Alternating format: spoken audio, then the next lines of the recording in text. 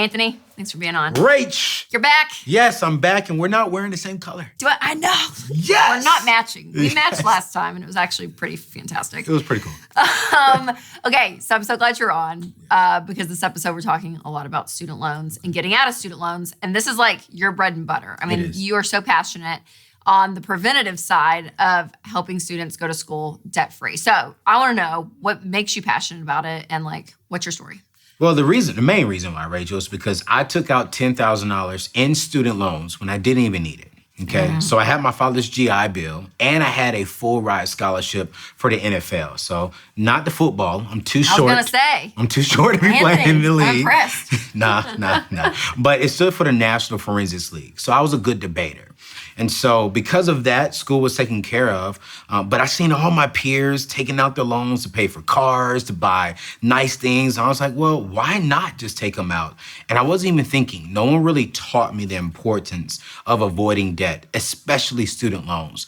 Going to college was the very first big decision I ever made on my own. And the second one was taking out debt. And that was a huge mistake that I made because of the lack of education. And so I am so passionate about helping all young people make better decisions and starting off their life correctly. And you do that by avoiding student loans. Totally. Well, the whole college conversation is just huge. And I feel like that there is, I mean, we're all for education around here. We'll probably say that a few times. But the truth of the matter is, like, you don't have to go straight into a 4-year school. So, like, talk about that, because I feel like that there's a lie out there that, like, most seniors in high school feel like, okay, well, I have to go, that has to be my next step. No matter what, no matter where I am financially, this is what I'm supposed to do. When people think of 4 years universities, they think that, oh, I've made it. I was good in high school. But when they think about community college, when they think about trade school, it's like, oh, I didn't make it.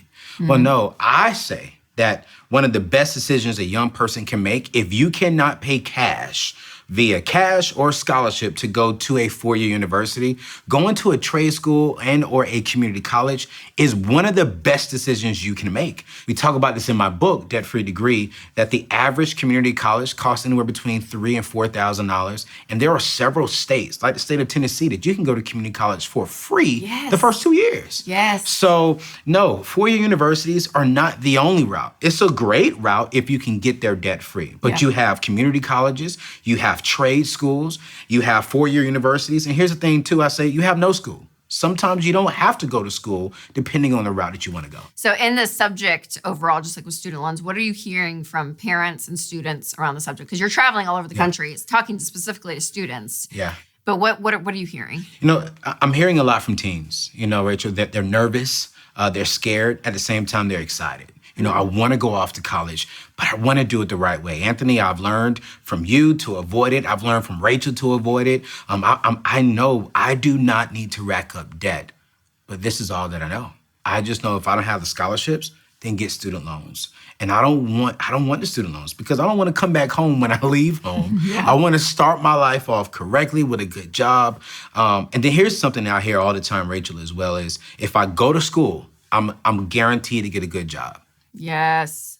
That's false. That's false. No. I know. That's false. And that's a huge lie out there. I mean, does it help you get into the doors of some places? Sure. Do some career paths you have to have a 4-year degree? Yes. Absolutely. Yeah. But it is not a guarantee. There is no guarantee. And I tell this to every young person that's watching your show and when I'm out there around the country.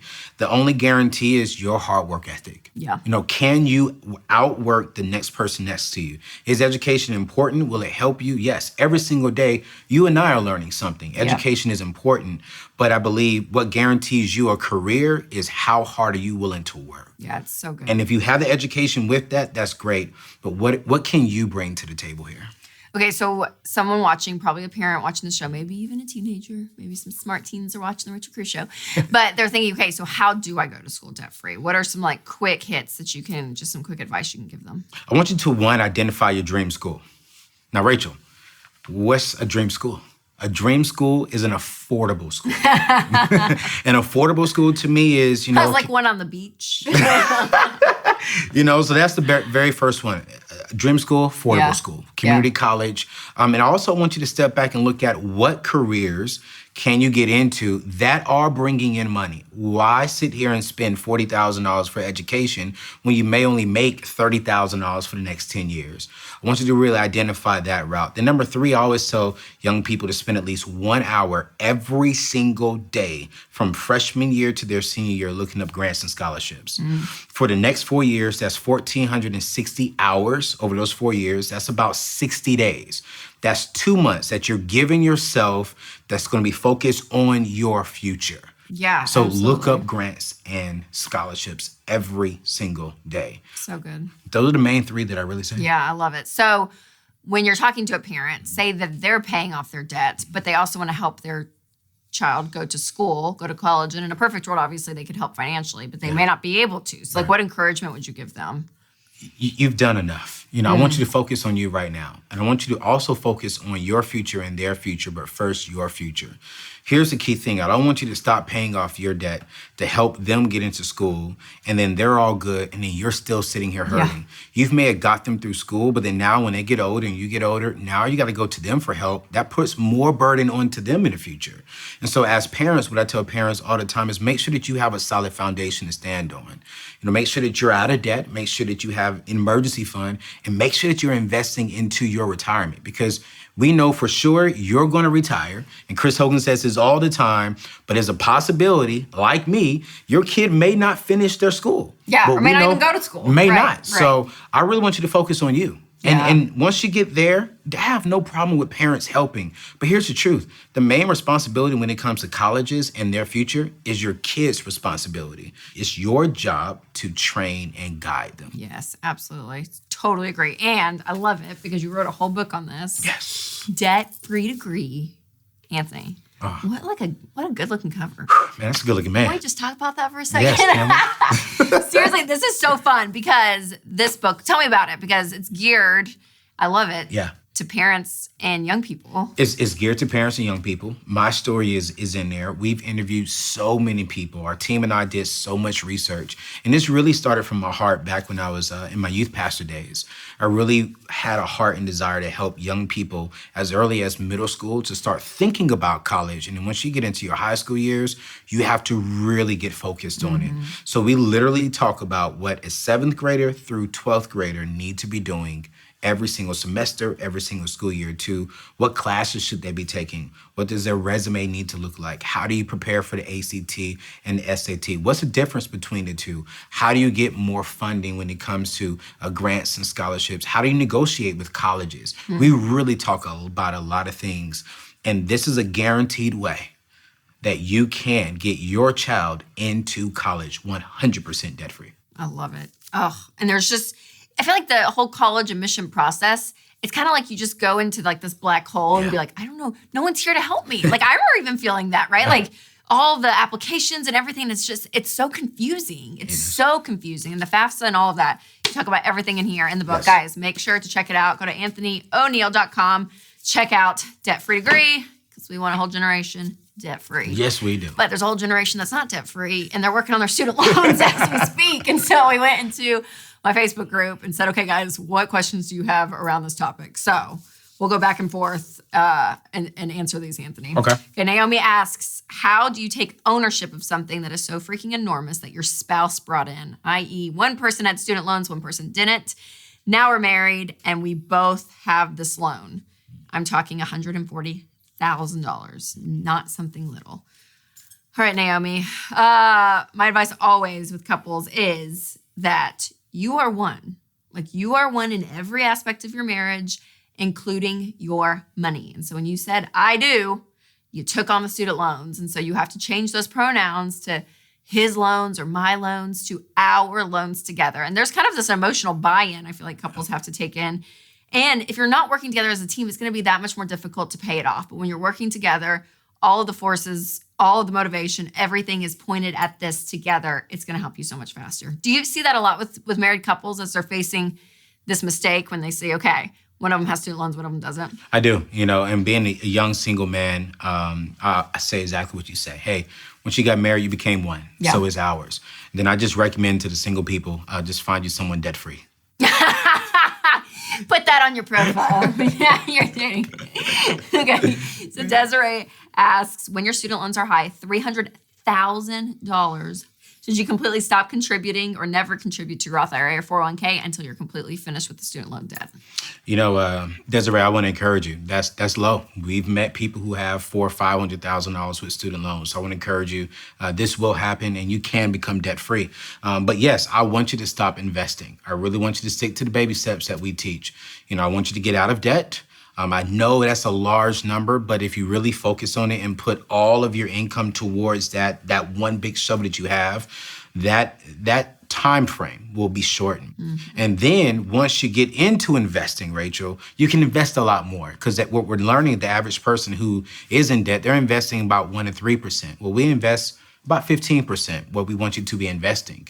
And so I really want you to focus on that. But yes, please stop investing into your future and invest into your future by becoming debt-free today. Yeah. Chris Hogan always says, our friend, I love it because he's like, pause. Just pause. It's not stopping forever. Yeah. It may take you a little bit longer, but pause, I like that. But the key thing here is do not remove nothing out of the 401k or something that you invested into. Oh, that's right. Let that sit right there. Exactly. Okay, Catherine asks, is it okay to have 2 debt snowballs? One for our credit card debt, one for our student loans? No. Simple answer. Simple answer. No. We want you to use a debt snowball, line up all of your debt from smallest to largest. If your student loans are the largest, it goes towards the end, and you just aggressively attack it that way. Now, once you get to the student loans, and if that is the last thing, and you have, say, 5 student loans, I don't have a problem with you then having a debt snowball and doing it that way. But loans, credit cards, car notes, boom, all in one big debt snowball. All right, last question is from Monique. She said, even if we attack our student loans aggressively, it'll take us 5 years. I've decided to pause and complete graduate school. I think she decided to pause paying off debt and complete graduate school, which will significantly increase our income. My question is, should I go part-time and continue working full-time, which will take 4 to 5 years to complete, or should I go full-time into school and I'll have enough cash saved up for about half and then try to get merit scholarships for the last half, which will take me 3 years? Okay, here's what I would say, Monique. If it'll take you 3 years to go full-time and you may not have enough cash saved up, or it'll take you 4 years to go part-time and you're working your way through, 4 years, all the way, girlfriend. But I would pause all of it and be paying off your debt. Get completely debt-free and get an emergency fund before going back to school. And this is the hard thing, because I feel like there are a lot of people wanting to go back for degrees. But the thing is, and tell me what you think about this, but I'm like, you have to clean up your mess first, because it's going to be so stressful having to juggle trying to pay off debt, and you're going back to school, and you're trying to do this. You're trying to do like 18 things at once, and you're not going to get a lot of traction. But when you pause, focus, it may take you a few years, but that's okay. It's okay. Clean up the mess, get that emergency fund, and then go back to school and cash flow it. I like what you're saying there, Rachel, because when you pause and focus on one thing, you can put all your energy towards that. Yes. And also, too, before you go back to grad school, make sure you do a lot of research. Make sure that you know for sure that if I pay this out of pocket, that it's going to bring back a return. I am going to land a specific career, a specific job that is worth what I'm spending. And if it's not worth it, forget about it. Well, and what's funny is, honestly, while you're on the journey of paying off debt, you may look up and be like, oh, well, I already got a raise at work. I don't need to go back to grad school. Seriously, I feel like a lot of people fall into this trap, oh, I just need to go to grad school. Absolutely. And there's a lot of people that waste a lot of money on grad school. Sometimes it's good, sometimes it's not. So. And then also, too, once you pay off your debt, you just actually got a pay raise right there. That's true, too. You may realize, so, hey, life's pretty good. Life is real good. I'm debt free. I think we can solve the world's problems. We really can. This needs to become the Rachel and Anthony O'Neill show. Yeah, let's Come do on, this. you can be my guest co-host. Anthony, seriously, thanks for coming on. I love your heart. I love your passion, because this is such a huge topic to tackle. Thank you. But it's like one family at a time, one teen at a time. Again, you guys, Debt Free Degree, check it out at anthonyoneal.com. Thanks, Anthony. Thank you, Rachel.